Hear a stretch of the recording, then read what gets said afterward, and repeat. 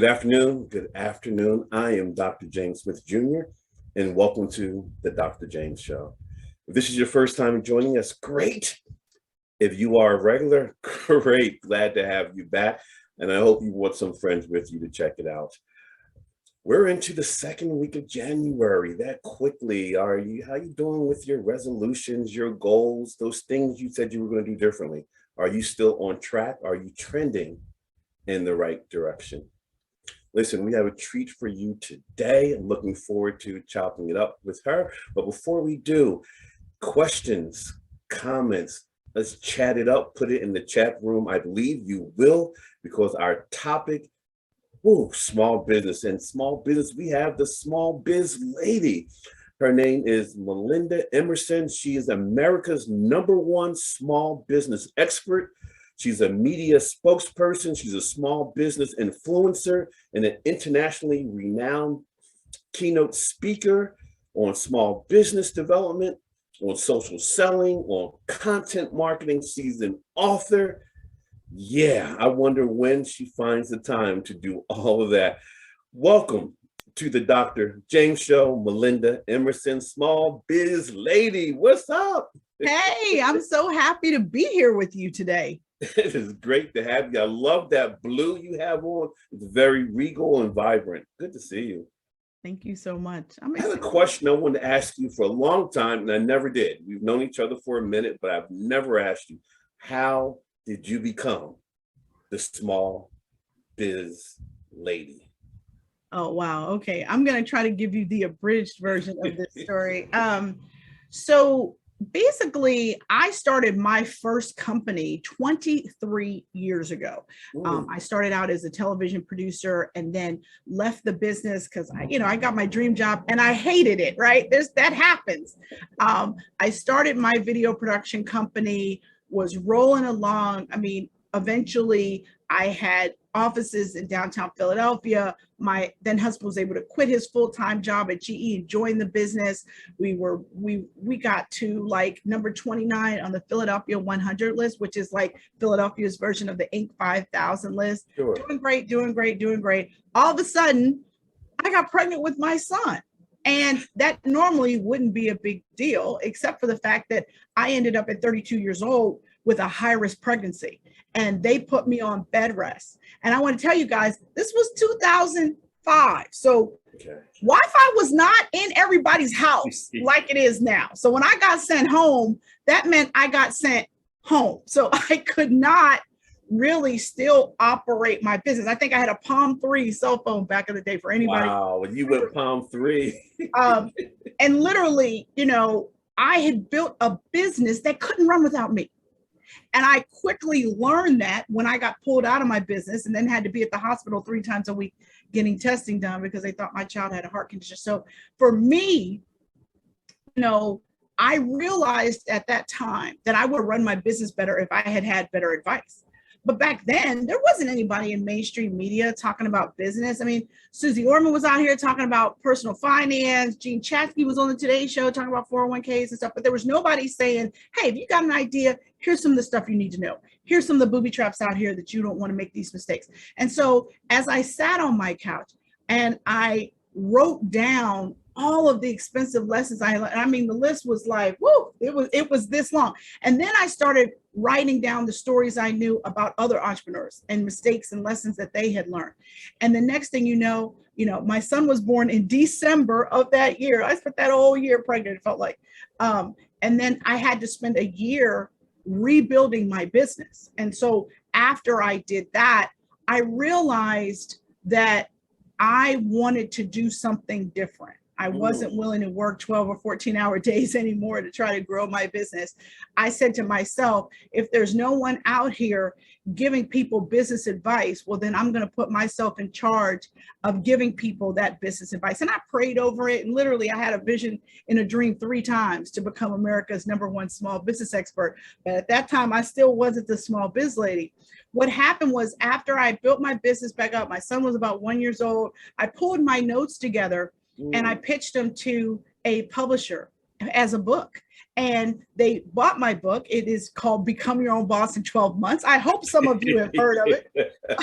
It's only been in print for 11 years. I hope some of you have heard of it. And when my book was after I turned my book in, it was due September 1st, 2008. And on September 14th, 2008, you do remember what happened, right?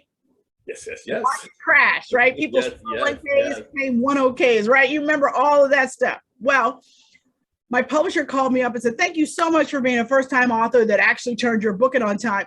But we don't think anyone's thinking about entrepreneurship right now with all these people losing their job. So we're going to shelf your book for 18 months. Ooh. Jim. Ooh. Jim. Punch and gut.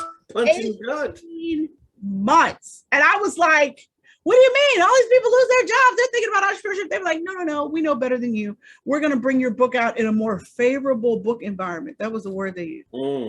And so I was like, oh my gosh, what am I going to do? And a friend of mine in the National Speakers Association, her name is Laura Stack, she said to me, look, if I were you and I was coming out with a book in 18 months, I would start trying to figure out this social media thing, because I think that's going to be the next big thing. And you have to realize in 2008, Twitter was 1 year old. Like, it is not like it is today.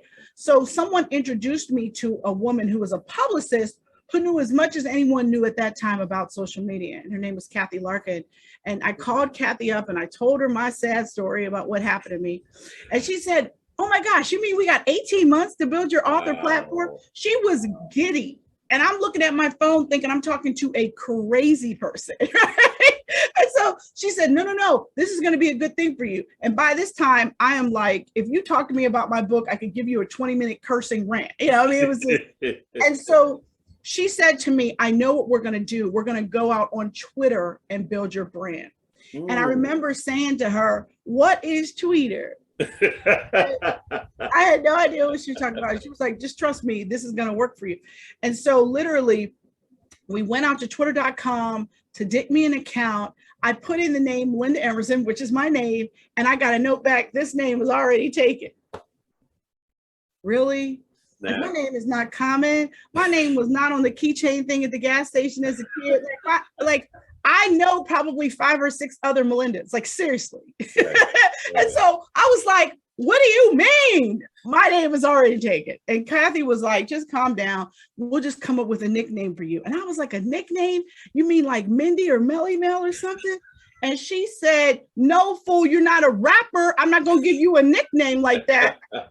And I was like, okay, you don't have to yell, whatever, you know. So literally we kicked around a couple of them. And eventually she said, how about SmallBizLady? And I was like, I think I can be her. Well, you are her. You are the America's #1 small business expert residing right here in Philadelphia, PA. Yeah. And so that is literally what happened. That is how I became SmallBizLady. And we now know that that's the best branding thing that ever happened to me, because now my brand on a weekly basis reaches about 3 million entrepreneurs every week. And so we built a brand, we built a blog, we built basically, a social media marketing franchise. And it was something that I never could have imagined, honestly. But God is good, and He has taken me all over the world as a SmallBizLady. And so I'm very grateful. God is good. Let me just share with the folks some of the brands, the Fortune 500 brands you work with: Visa, Amex, FedEx, Verizon, Google, Chase, Microsoft, Pitney Bowes, Xerox. What? Yeah. I've worked with over 150 brands, 150 corporate brands in the last 12, 13 years. Yeah. That's amazing. So it seems like your career has evolved. So were you thinking about SmallBizLady entrepreneur when you were in high school, Virginia Tech? No, you know what? What's really funny is, so since I was in 8th grade, I wanted to be a journalist.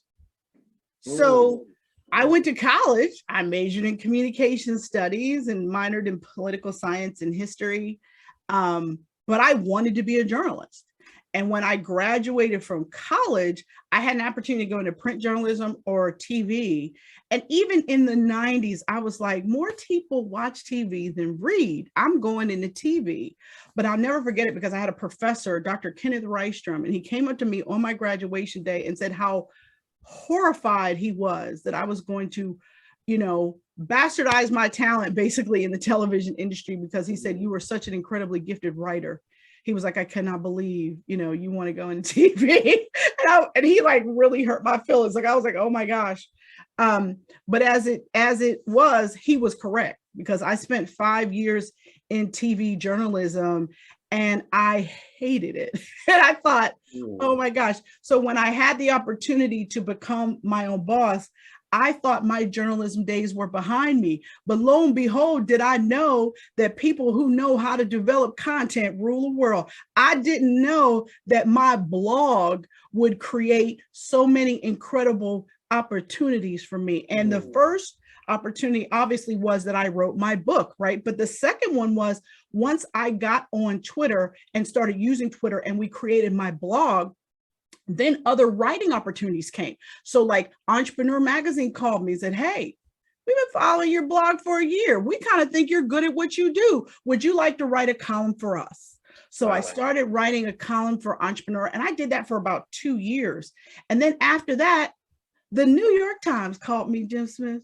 The New York Times called me, and they said, listen, we need someone to write a column on social media and small business for the You're the Boss blog of the New York Times. And I was the only African-American writer that they had in writing business. And I did that for 2.5 years. And I will tell you that that was the hardest job I ever had, probably. But it was also a dream, because when you go to school for journalism, everybody's goal is a byline in the New York Times. You know what I mean? And when I walked away, Wall Street Journal, something. Right. But when I walked away from my journalism career, I never thought in 1,000 years that I would have my own byline in the New York Times one day. I mean, I had not even considered it, because normally if you go TV, you don't get to come back and go print. Normally print people can go to TV, but TV people can't go to print, because it's just a whole, hierarchy of things. But my talent made room for me. And what I have to tell people is if they are interested in building a brand, specifically leveraging content, the thing you have to do is be consistent. The thing you have to do is always be excellent. Like ever since I launched my blog in 2009, I have never not published to that blog. I think I read someplace where you've written over 5,000 articles. At least 5. At least 5. Well, I heard consistency and excellence. What gets in the way? I know you work with entrepreneurs all the time. What gets in the way of us being consistent and excellent when it comes to our craft or even writing? People have to set up routines. Like one of the things that I do in my business is Monday is content day. I don't do meetings. I don't go out and meet people for lunch, any of that business. Monday is content day. I don't talk to anyone on Monday, except I have a staff meeting every Monday at 4:00 with my team. But Monday is content day. Friday afternoons are content time. So if I didn't get any of the things I needed to get done during the week, I circle back, and Friday afternoons is spent doing content. The rest of the time, it's about organizing your time and understanding how much time it takes you to do things, right? And so obviously writing is a magical power for me. So writing is like, I could be talking to you and doing this, but that's me. And that was my gifting. But I think that if you're not a writer, don't feel pressed to write. Do videos, do podcasts, do short form video, like these folks out here on TikTok and IG Reels. Like, it doesn't matter what you do, you just have to do it consistently. And the reason why I say that is because when I first got started on Twitter, no one paid any attention to me for 22 months. It took almost 2 years of blogging, tweeting, answering people's questions every day, Monday through Friday, like it was a job. And that is how I built a brand that now brands call us. We have very little outreach, very little outside sales activities that have to happen. Brands call us. You're being humble right now, because some of the brands that reach out to you are CNBC, MSNBC, Wall Street Journal, Fortune, Fox News. They coming to pick your brain. Yeah, but not just them, even our corporate clients. Like I do have a salesperson, but she's answering calls. She's finding out what they want, what their budget is. Like, if we don't, because I have built my brand and established my lane that I own, we draw people to us, and that's the thing. You have to pick a lane. You have to have a specific point of view, even if it's a contrarian point of view, that's okay, but you got to own it. And then you just have to have the confidence, and you have to understand that Rome was not built in a day. It took me almost 2 years to build my brand. I don't know how long it takes people to build brands now. Melinda, I do a lot of training and speaking, and invariably I'll ask the question, how many of you have a personal brand? And you might, one or two hands go up. Where people consistently work and speak and run their businesses, or even in corporate, without a personal brand. What in addition to being consistent and staying in your lane, what goes in to growing a brand? Well, first of all, you have to think about what it is you want to be known for, right? That's the first thing. Then, particularly if you are a corporate person, then you got to really look at, LeBron James works for somebody, but he knows how much his jersey is worth. So it is important, particularly if you are a corporate person, that you are really clear about what your jersey is worth. Do you have a job inside your company that generates revenue? Do you own a P&L? Can you go to your boss and say, I did this, this, and this is why I deserve X, right? You have to make sure that you manage your brand internally. Now, if you are a business owner, right, and you're trying to build a brand to serve your customers, well, your brand is made on your customer experience. What is it like to work with you? What is it like for your employees to have you as a boss? What kind of boss are you? Right? So your branding is something that you always have to be cognizant of, because really that's about your leadership and communication style. It's about what you want to be known for, what you say about yourself, right? So a lot of people get on LinkedIn and they put their job title as their LinkedIn. No, you need to talk about, are you a keynote speaker? Are you a professional writer? Are you a small business expert? Are you an educator? Are you an instructional designer? Are you, whatever you do, you need to list your core skill sets, not your job title. I love it. I love it. Melinda, you did something that I didn't have the courage to do. And I love your moxie. I love your courage. We're going to show a clip. We're going back several years. It's you sending in your clip to either win or participate in the Own Oprah Winfrey Network challenge. Let's take a look. 2010, at you pitching yourself with courage, moxie, zeal, confidence. Let's take a look. Hi, Oprah. My name is Melinda Emerson, and my name is SmallBizLady. My mission is to end small business failure, and I'm so excited that you have in this contest looking for people who want to help people. That's my mission. I want to help people transition successfully from having a job to starting a business. Good stuff. Good stuff. You're laughing. Oh gosh, that's like getting you were fired up back then.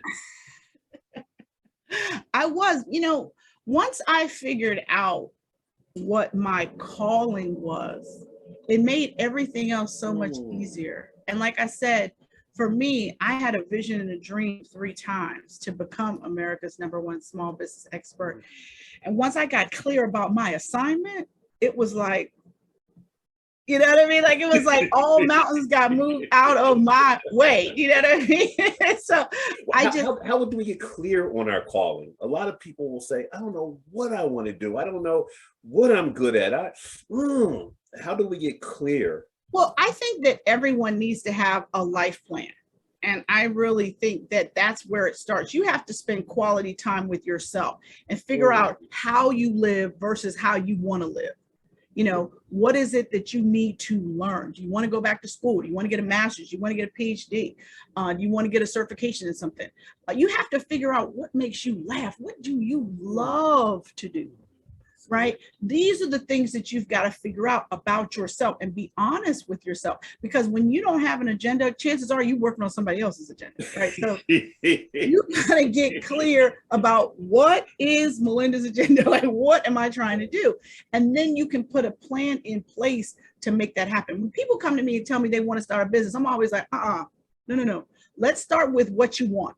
What are you trying to build? What is the life you're trying to build? Okay, once you got that, then let's figure out the kind of business you need to start to throw off the kind of money you need to live that lifestyle, right? Because I don't want you to start a business just to go make some money. It's like, no, you've got to have a purpose behind it.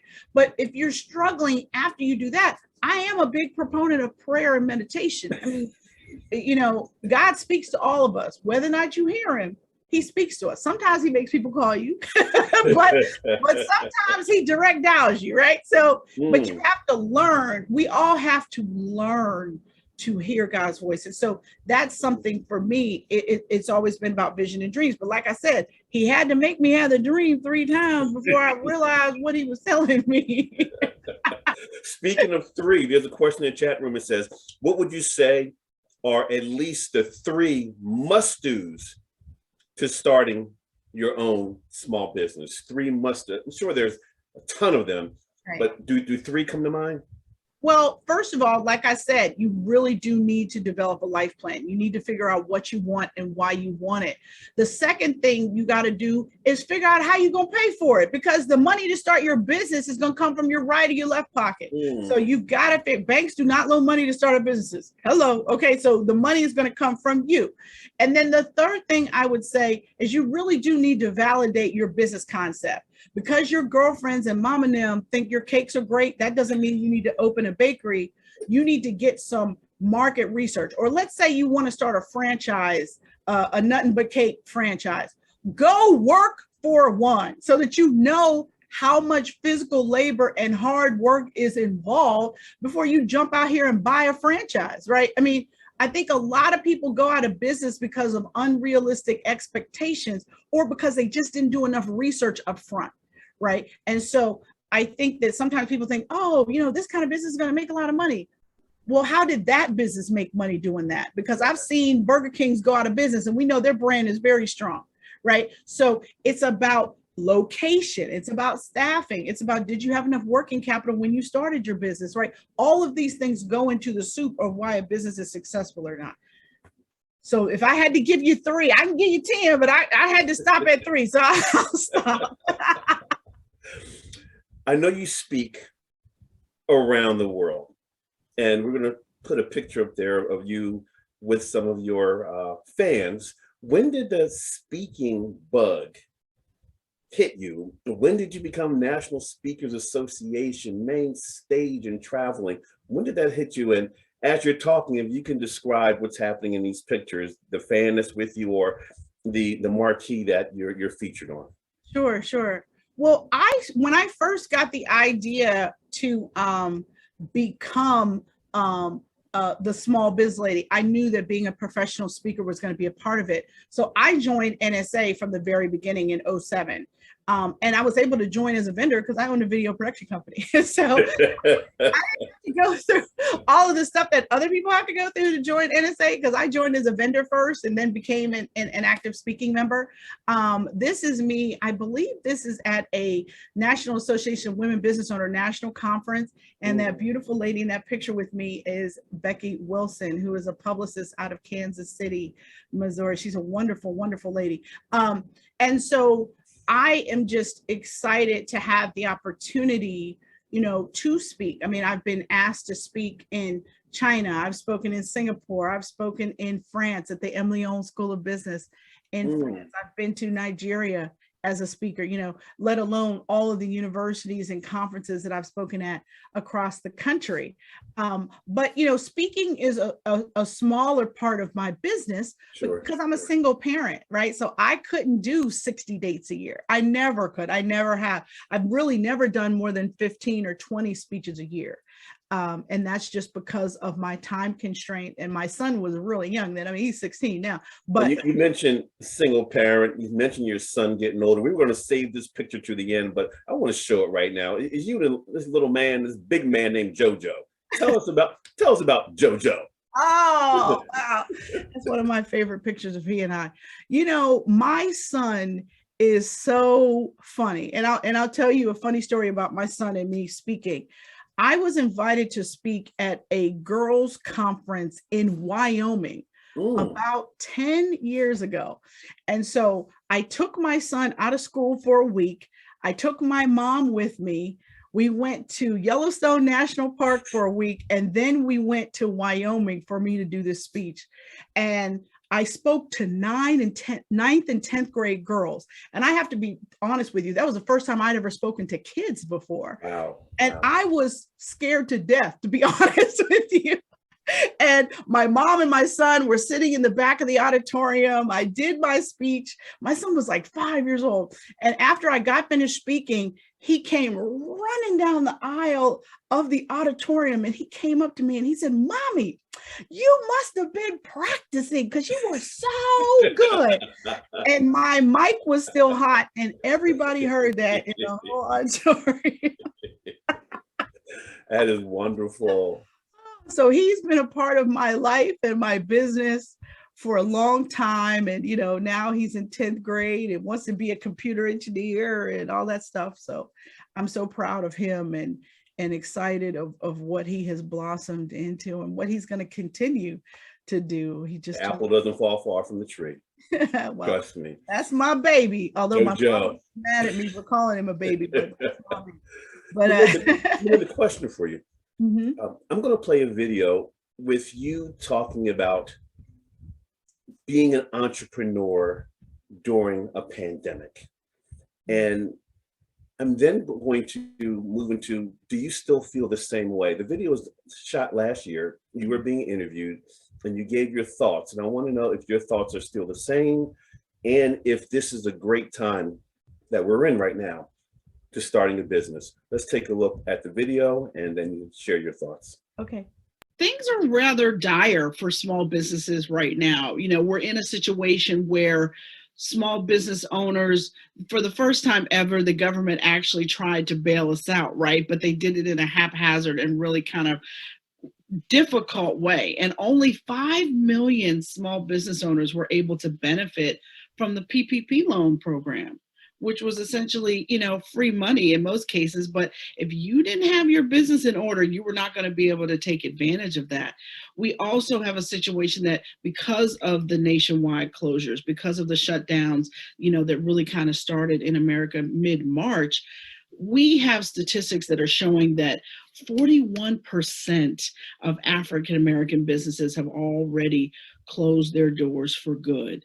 And now that we're coming up on the fall, I am really frightened to see the next numbers, especially because the Congress let the unemployment boost, the $600 extra a week boost that they were giving, they let it expire and they still haven't come out with a new additional stimulus package that would benefit small business owners. And unfortunately, folks needed that money. And now, the 6 months has gone by and people are now going to be able to be evicted from their homes and, kicked out of their apartments and things like that. So right now, people are hurting, people are worried, and people in some cases are letting that worry and fear take over and not remembering that, our blessings are new each day. And so, we are all one idea away from having it the biggest time ever in our businesses. But it's hard to think that way when the collection calls are coming. And so what I'm excited about talking to you today is about some of the things people can still do to turn things around even right now. Tell us why you think it's still a great time to start a business right now, or have your thoughts changed from last year when you were interviewed? Oh, absolutely not. And listen, the world is still waiting on a better mousetrap. And if you build it, they will be the path to your door no matter where your door is. So I believe if you have an idea, if you have an actual unique value proposition, you know, what a lot of people don't realize about business strategy is it's simply this. Do you have something in your business that is not easily duplicatable by somebody else?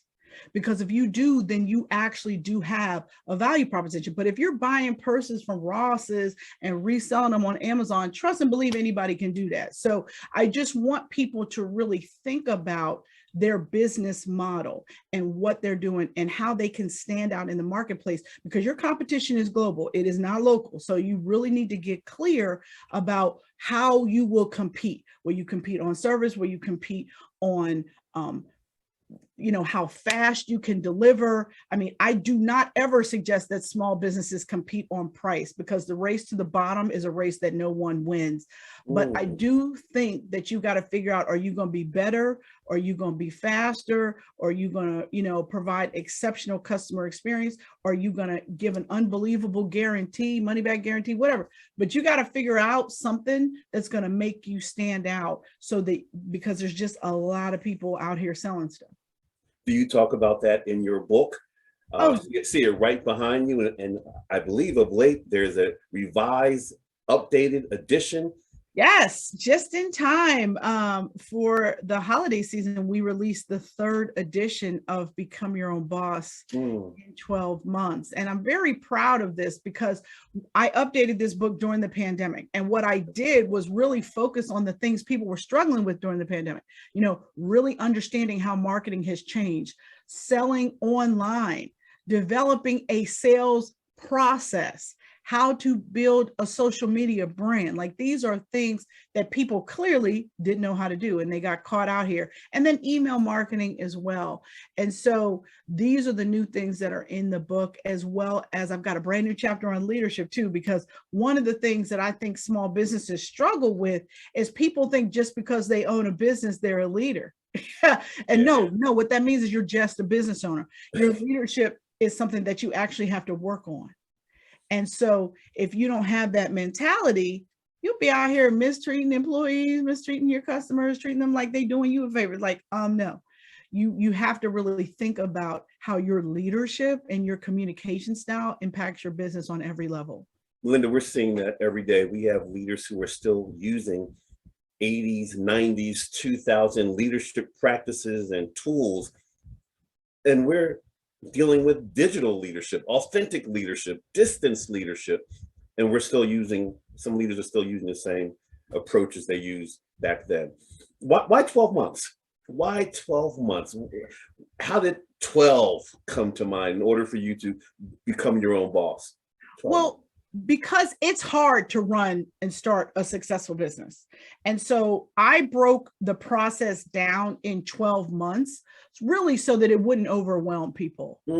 But the other thing too is, a lot of times, because people need a good idea, right, that is validated, because people need to get their finances straight, right? If you've got a bunch of credit card debt and bad credit, you got to fix that before you start your business. I was going to ask you about that, the role personal finances plays a role. Yeah, like, you are your business's credit when you start out. And even, 20 years in, Staples will still ask me for my personal credit score to get a little Staples credit card, right? So I think that you have to understand that people who have savings have options. And so you've got to cure your addiction to your paycheck by really curtailing, and saving 30 to 40% of every check. Or if you're married, living off of one paycheck. Those are things that I suggest people do, and start practicing a year out, so that it won't hurt as much when you actually start your business and all your resources have to go into this business, right?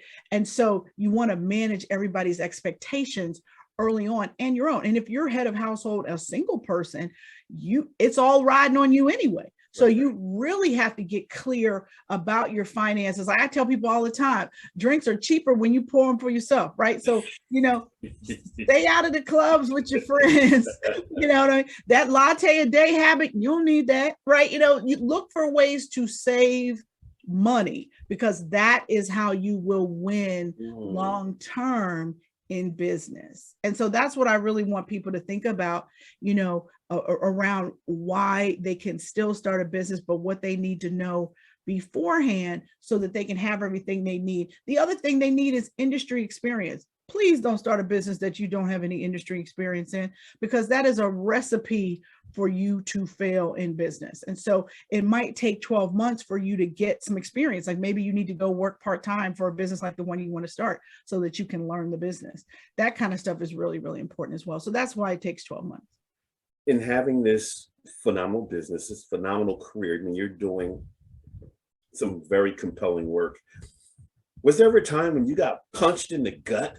Life happened where sure. you said, oh boy, maybe I need to do something else. Maybe I need to go back inside, be someone's senior VP of this, that, or the other. Did you have one of those experiences? Oh yeah. So as I was coming out of my video production company, I had been on bed rest, had my son. Oh, well, my marriage was crumbling too, right? So, the whole time I'm working on my book, the whole time I'm building my brand on Twitter for 2 years, not making any money, I had my ex-husband standing in the background telling me I sucked like every day. So I have definitely been knocked down. The recession of 08, 09 was a really hard time. We had the bank call and try to call our loans with 10 days notice and that kind of stuff. So I have lived through a few of these kind of things. Like the pandemic was extraordinary. Obviously, nobody could have. I'm going to ask you that advice you're now giving to small businesses and how to thrive during a pandemic or how to reinvent oneself. I'm sure you're getting a lot of questions about that right now. Oh yeah. And look, I had to kind of reinvent myself a little bit during the pandemic too. Think about it. There weren't all these conferences and all this stuff going on where people were speaking and buying books and coming to events. So I literally had to sit back and think about how I was going to reinvent, my business to serve my clients better. And out of the pandemic, I actually created SmallBizLady University, where I have a series of online courses teaching people these skills that people didn't know during the pandemic. So I created a 6-week course on how to sell and market online. I created a 6-week course on ultimate guide to email marketing. I created a 6-week course on social media selling, right? So that these were the core skills that we saw that people did not have. We also obviously updated my Become Your Own Boss course and made it a 10-week course. And so those are some of the things that we did in my business. And then of course I wrote the book during the pandemic too. So it was like, I knew that there were things that I was building that would benefit people now. So, so those were some of the things that I did during the pandemic. I love that you know your lane. I love that your lane expands. You do so many things with so many business partners. We have a video of you talking about your partner, just a small clip of you talking about your partnership with Visa. Let's take a look at you and cashless and Visa. Let's take a look.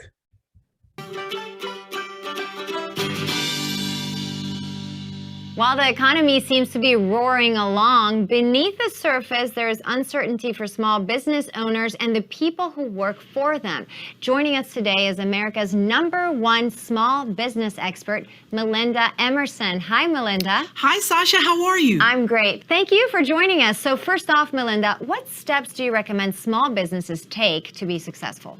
Well, I teach entrepreneurs what I call the 12 P's of running a successful business. I'm going to share 3 of them with you. The first P is people. Listen, if you're out here trying to be a one-man or one-woman army, you've got to get you some help. But look, your cousin that needs a job, that is not the right person. You actually want to have a formal hiring process and look at several candidates before hiring someone. And then once you do, you actually have to train them. You need an onboarding process for every job in your business so people know what you expect. The second thing you've got to look at is performance. What are you measuring in your business? Are you looking at things like your Google Analytics analytics and looking at how they're driving traffic to your website. You also want to look at your profitability. Do you know how much profit is in every sale? Very important. And then the next thing you've got to look at is productivity. Now, the number one way to increase your productivity in your small business is to take credit cards. All of us are carrying less and less cash. And certainly if you're targeting younger consumers, you want to make sure you can take any form of payment people want to give you. So if they want to bring you Apple Pay, credit cards, whatever, you want to make sure that you're not losing business because you're not taking credit cards. If you have a cash flow problem, you might want to consider going cash free to fix it. Now you've I love it. I love it. You're big. You play with the big boys and girls, huh? only, right? Melinda, talk to us about your thoughts about the online selling process. Mm-hmm. Well, I think that people need to be really clear about online selling. Like, where are they going to sell? First of all, they've got to have a great website. They need to make sure that their website has a minimal steps to check out, right? Don't be making people set up an account or something to buy from you. Let people check out as a guest and keep it moving. You don't want any friction in that process. And then you've got to think about, are you going to sell on one of the social media platforms? Like if you've got a visual product, selling on Instagram or selling on Facebook could really work for you. And honestly, Facebook has the best analytics out here to figure out who you should be targeting for business. But the third thing you've got to think about is you got to buy ads. Gone are the days of just getting organic traffic. Look, they've set it up to where you got to pay them to have access to the people you want to target. Say the play. So you've got to figure out how much monthly budget you can set aside for ads, right? But know that you're going to have to test and track until you get the right marketing message that's going to resonate. But if you do, I had a woman tell me, if your product costs $15,000, you should be spending $15,000 a month on ads. And that's what is a rule of thumb that people have out there. Wow. Lynn, I know you're a quick thinker, so we're going to put you in the hot seat right now. Okay. The hot seat during the Dr. James Show it's a talk to think rather than think to talk experience. I'm going to give you a word, and I want the first word to come to your mind. Bam, just share it. No thinking, just put it out there. Just one word. This is the hot seat. Melinda Emerson, Small Business Lady, are you ready? Yes. All right. First word, sales. Marketing. Leadership.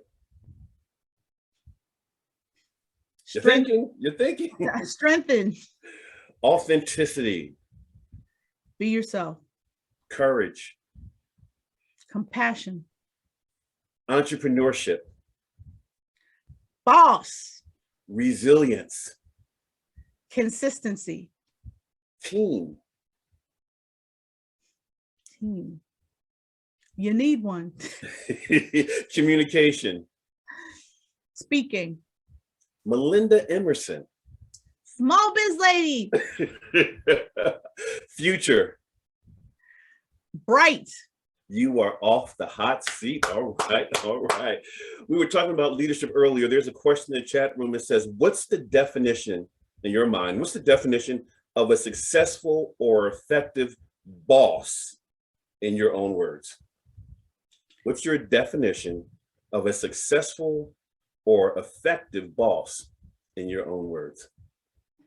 The most effective leaders and bosses that I've seen are people that are coaching leaders. You have to understand what your team's care abouts are. And you have to care about that too, in order to nurture them while they are performing a task for you. I think if you nickel and dime your employees, they're going to nickel and dime your customers. So you want to be really careful about how you nurture your customers.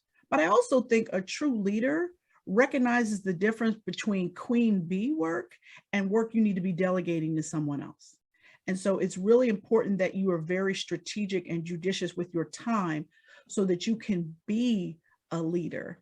And lastly, enjoy your off time. Like, don't just work and work and work yourself to death and ignore your family and ignore your friends and your personal life. Make sure that you carve out time to enjoy your life, because you do not live to work. You work so you can live your best life. Absolutely. Let's stay in this conversation, but not just about leadership, but about individuals, personal success, personal qualities. What qualities would you say we should embody to experience what people call success? And success is relative to whoever's sharing their thoughts. But are there some personal qualities or attributes you encourage people to espouse or embody? Oh, sure. I mean, I think the number one thing is keep your word. Like, your word should mean something. If you say you're coming or you say you're going to show up, you need to do that. I also think that you have to be honest with people. And even if there's someone that you're close to, honest feedback is a gift. And you have to make sure that you're willing to give it as well as receive it. And I just think that those are the things that I think really make the difference in people that I see that are excelling and they have teams that would walk through fire for them. Those are the things that I see. You know, I believe that the keep your word, I remember reading that in the book, The Four Agreements, and that was one of those agreements, keep your word. Linda, how about questions? What are some questions potential or even existing business owners, small business owners, questions they should ask themselves in order to continue to flourish or to begin to build traction for being a successful business owner? well, if you're an existing business owner, I think you need to ask yourself, what is your end game? How much longer are you going to work? Are you building a business that you can sell? Or does your whole business revolve around you? Because if it does, you've got a problem. Say that again. If your business, your whole business revolves around you, you do not have a business you can sell. You have a cult of personality business, which is nothing that, and it doesn't work without you. So unless you're going to go work for the people you're selling it for, it's not going to work. So you have to work your way out of your business. I think if you're a newer business, like trying to establish yourself, I think you've got to think about what is your value proposition. I think you really have to think about, do you have enough team members to really be effective? At a certain point in your business, you should really just be doing strategy and planning. You should not be involved in execution. And if you are, you don't have enough people. So figure out what you've got to do so that you can build a team around you so that your business can operate and still make money while you're on vacation. That should be everybody's goal. Mailbox money. I love it. You mentioned that you spoke to the young ladies. Your son was there. Have you tailored or created an arm of your business where you work specifically with women? I work with women by default, right? If you look at the statistics of my site and the people that buy my stuff and read my books, I mean, it's 70% women, it's 30% men. So I don't think I have to have a flashing light out that says I work with women, because I think it's like kind of obvious, but I help anyone who needs help. So hopefully my book has been in print for a long time. It's sold hundreds of thousands of copies in multiple languages around the world. So I hope a couple men have picked up my book. and where can people pick up your book? So where can they go to reach you, to find out more about you, and to hire you, to bring you in? Where can they go? Sure. If you want to buy my book, Become Your Own Boss in 12 Months, it is available anywhere books are sold. So you can get it online. It's on Audible as well as in print. So however you like it, you can get it. If you want to know more information about my online courses, you can go to SmallBizLadyUniversity.com. And if you just want to reach out to me, I am SmallBizLady on every platform except for LinkedIn. On LinkedIn, they let me use my government name, Melinda Emerson. So you can reach out to me on LinkedIn if you have an inquiry about coaching with me or, hiring me to speak at an event. I love it. I love it. Tell me about this small biz or Emerson Planning System. Oh, yes. My Emerson Planning System is actually the system that my book was built on. So I have a 6-step system to help people transition from having a job to starting a business. So step 1, you're going to hear. Hold up. They're going to write this down. They're going to write this down or watch the recording again. Give us these 6 steps. Okay. Step 1, you got to develop a life plan. You got to figure out what you want and why you want it. Step 2, you got to get your finances together. You've got to figure out where you are financially and if you need to correct some things before you start your business. Number 3, you really have to define your business concept and really validate, what skills you have versus what skills you need to run this particular business. Step 4, you have to figure out who your niche target customer is, because every small business has the same problem: limited time and limited resources. So you need to hit a marketing target, or you need to pick a marketing target that you can actually hit. And then step 5 is you need to write a business plan. I know there's all these people out here talking about you don't need a business plan. That's madness. Do not spend more time planning your vacation than how you're going to support yourself and your family financially. Please do not do that. Do you need a 40-page manifesto? No. Do you need 10 good pages that's going to describe how you're going to get the phone to ring and how you're going to deliver your service? Yes, you do. And then lastly, I believe in side hustling. I want you to launch while working. I don't believe in folks quitting jobs to start a business, because most people are starting businesses they can do in their evenings and weekends. Or you can negotiate flex time and work 7 to 3, or maybe you work 4 days on and 1 day off, whatever. But you need to start your business while you're still working, because it takes 12 to 18 months for a small business to break even, let alone throw off enough money to replace your corporate salary. So do not cut off your health benefits prematurely, because they are expensive. So don't do that. Melinda, when I was younger, if I got in trouble, whether school or home, it was either spanking or punishment or go stand in the corner. What should entrepreneurs, what could they do to merit having to stand in the corner, getting a spanking, being on punishment? What are some of the mistakes? You mentioned some of them, but let's focus specifically on this. What are some of the things we do wrong? Well, I think, one, we undersell ourselves. I think a lot of times people will say, well, it costs $20, but I can work something out with you. No, your fee is $20, right? And so it's lack of confidence that even allows people to even kind of, negotiate with people. I see that in newer speakers or speakers in general. They want to negotiate their fee. No, or they don't even know what to charge. Yeah, and you got to do some research to learn what to charge. But I think that confidence is 90% of it. Right? When you lack confidence, you're not willing to tell people my fee is this, and I have told clients, oh, I'm sorry, it doesn't sound like you have the budget to work with us. I have absolutely said it. So don't be so desperate for business that you take anybody's money, because every customer isn't a good customer, and a customer that would beat you up on price like that in negotiation is probably not going to treat you really well when you start working for them.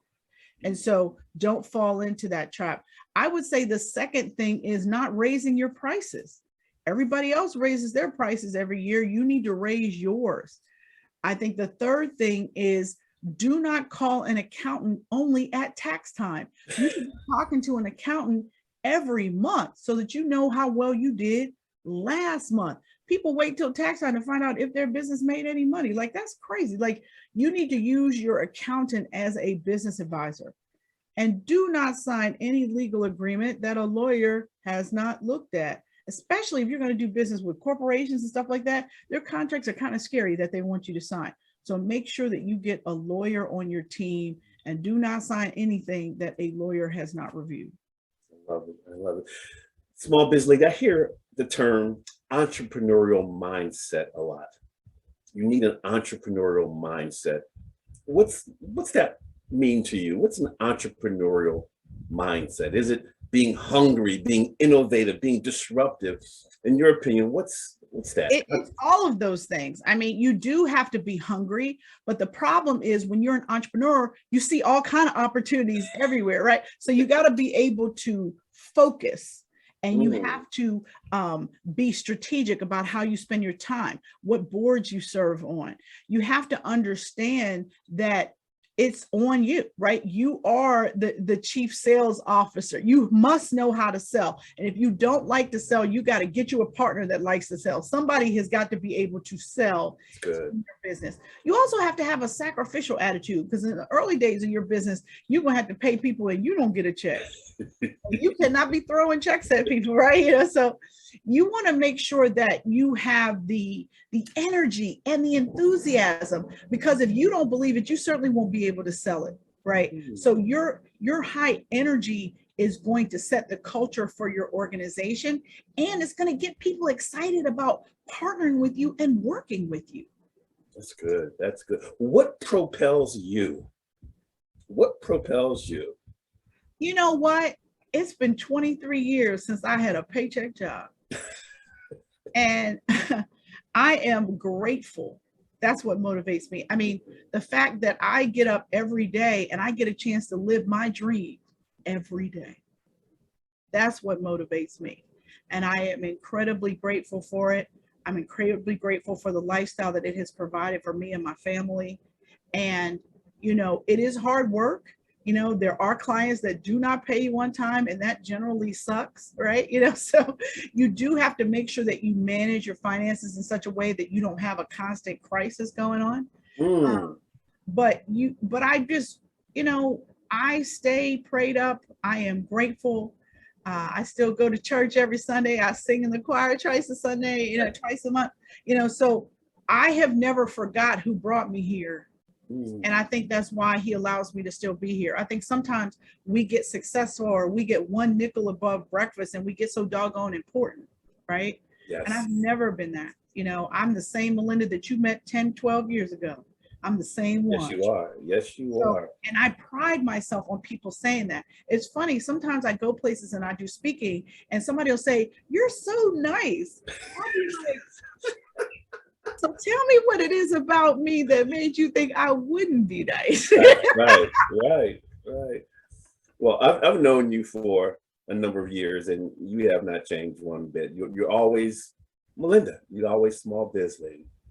Before we get out of here, I want to show another quick clip of you doing work with Visa, doing what you do and giving the advice that you give to so many. Now, you've partnered to help small businesses with the Cashless Challenge. Tell us about that. Well, I partnered with Visa to give away $500,000 to America's small business owners. We gave 50 entrepreneurs $10,000. While I'm out on my Fix Your Business book tour, if we go to a city like LA, where we've got Fundamental LA, which is one of the $10,000 Visa check card winners, or in New York City, we've got Simo Pizza, and they're going to get a $10,000 Visa check card. You know, I'm going to feel like their fairy godmother. You know, you get a Visa check card, you get a Visa check card. So I'm so excited that I'm going to have an opportunity to meet these entrepreneurs and give them their money. But really, Visa's interested in helping small business owners grow. And so that's why I'm so excited that we've partnered together. Wow. Fairy grandmother, fairy godmother. Come see me, fairy godmother. It's so funny because we had to keep doing that over and over, because I was like, you get a check, you get a check. And they were like, Melinda, we're giving them check cards. Like, you get a Visa check card. You get a Visa check card, right? Well, when you start giving them out again, you give a brother a Visa check card, okay? What's next for you? What's next? What's on the horizon? 2022 and beyond? Well, I'm really excited about my partnership with Drexel University. They are recent alum executive MBA. Yes, what? Yes. So my courses that I talked about with SmallBizLady University, Drexel is going to be offering them as well. So people are going to have the opportunity to take my courses and get CEU accreditation through Drexel for my courses. So I'm really, really excited about that.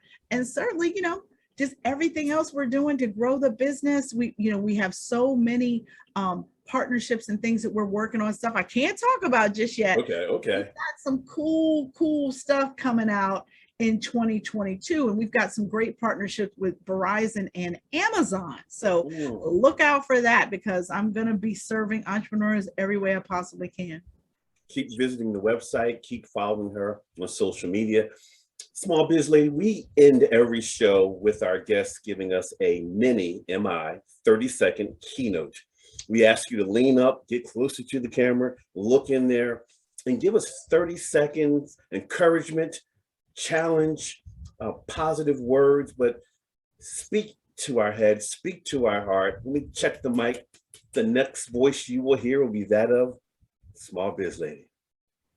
I just want to encourage all of you out here that the world is still waiting on you. If you have something to offer at a fair price and you've got a unique value proposition, you will be able to make a living as an entrepreneur. But know this, you never lose in business. Either you win or you learn. Some lessons just get to be more expensive than others. God bless you and have an amazing 2022. That is the Small Business Lady, #1 small business expert in the country, Melinda Emerson. Thank you. Thank you so much for spending time with us, especially in light of what's happening. You got some personal things to deal with. So thank you for making time with us. And I keep telling you, informational, transformational. Join us next week. Bring people with you. You will, like I always say, be gem-packed. See you later.